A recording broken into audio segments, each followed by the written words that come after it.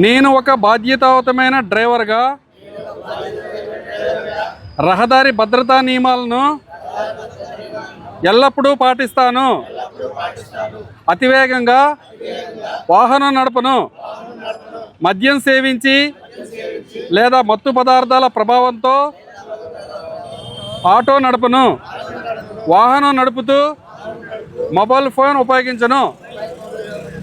ప్రయాణికులతో మర్యాదపూర్వకంగా వ్యవహరిస్తాను.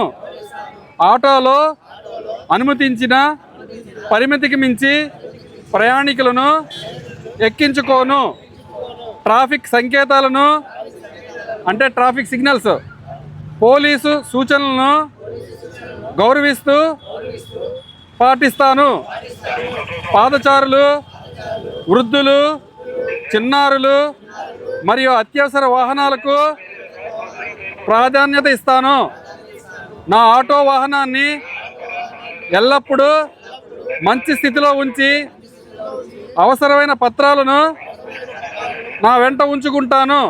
ప్రమాదంలో గాయపడిన వారికి సాధ్యమైనంత వరకు సహాయం చేసి అత్యవసర సేవలకు సమాచారం అందిస్తాను. ఇదంతా కూడా మీరు చేతుల కింద దించవచ్చు. మీకు కరెక్ట్గా ఆల్రెడీ ఇది 4వ రోజు, ఇంకొక 6 రోజులు చెప్తాం. ఈ 6 రోజులు చెప్పిన తర్వాత, ఇన్ని రోజులు మీకు చెప్పిన తర్వాత కూడా ఈ నియమాలు మీరు కనుక ఉల్లంఘిస్తే మీ మీద చట్టపరంగా ఏవైతే చర్యలు తీసుకోవాలో అవి తీసుకోబడతాయి.